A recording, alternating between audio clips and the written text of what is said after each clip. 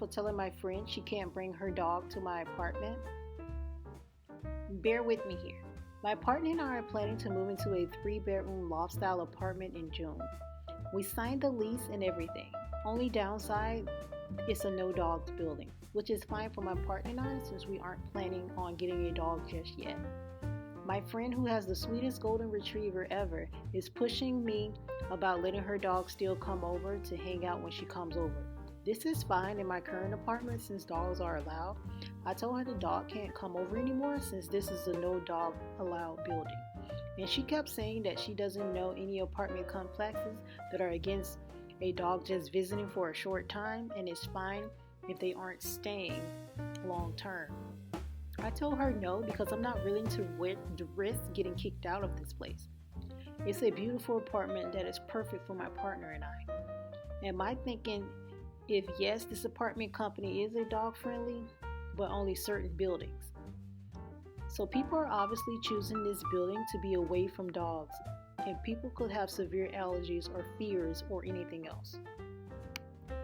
No, the apartment is going to be on the 3rd floor, so it'll be quite hard to hide an 80-pound dog while getting into said apartment.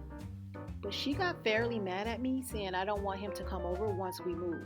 And I told her it's not like I don't want to see him, the dog, anymore. I'll come over and we could hang out or go on walks or to the dog park, but he just can't come to my new place. So am I the a-hole? I don't think I am, but I just want to see if there could be another side I'm not seeing. New note, this dog is going to be 11, by the way, so she's an elderly dog. Edit, lease does clearly state that no dogs are allowed in the apartment. Hell no, you are not the a-hole. Why do dog owners feel that no dogs rules don't apply to them? NTA, your friend is being a jerk. There's no reason her dog has to visit. It's a dog, not a child. You are a good neighbor to realize some of your neighbors are likely in a dog-free building for a reason. Don't risk your living situation over the entitled twit. It does not matter why you don't want the dog there. In my honest opinion, you have said no, and that should be the end of it. No one has the right to insist that another person allow an animal into their home. I don't allow dogs in my house. Full stop. NTA, your friend is acting childish and throwing a tantrum for being told no. I'm a big animal lover and have a couple of 80-pound dogs myself.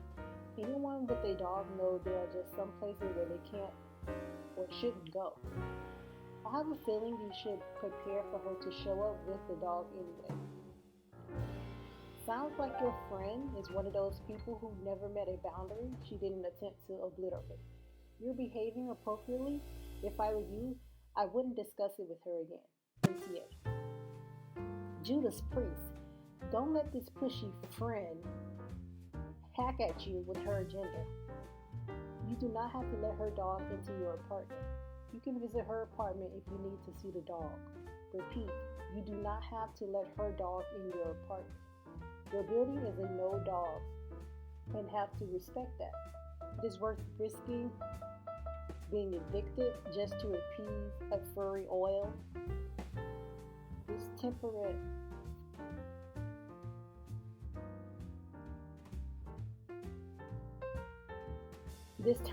you can't call a friend.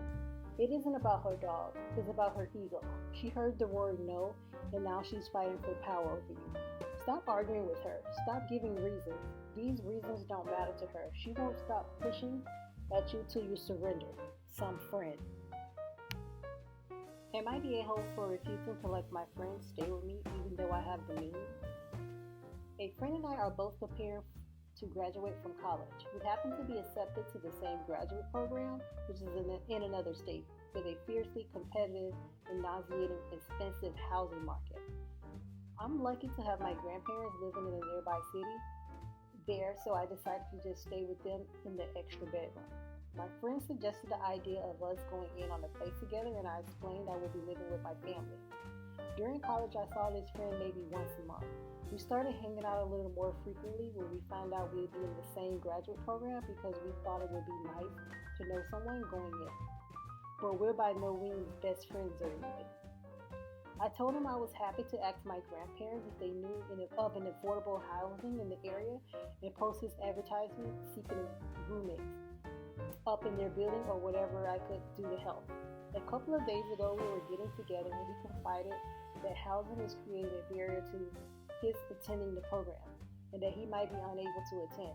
I asked if he'd spoken to the financial aid office at the university and whatnot. He said he had.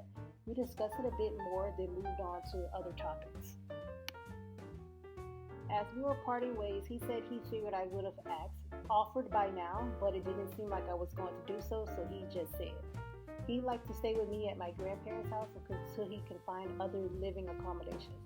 He said he could sleep on the couch. I explained that my grandmother has the beginning of dementia and that really, even if she didn't, they were already leery about taking me in and definitely aren't seeking any extra roommates.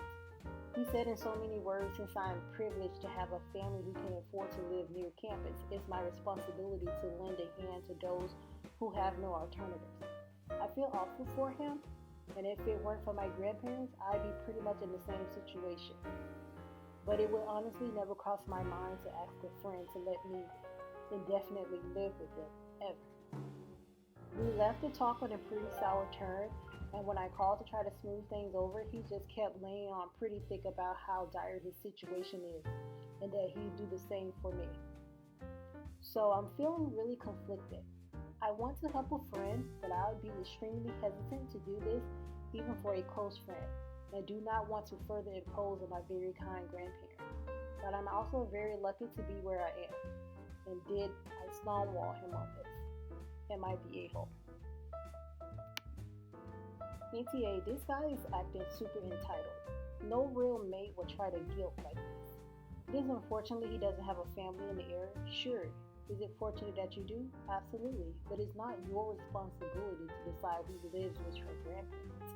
I could be wrong, but it sounds like he's just trying to mooch off you and your family rather than moving into a place of his own with financial aid, it sounds like.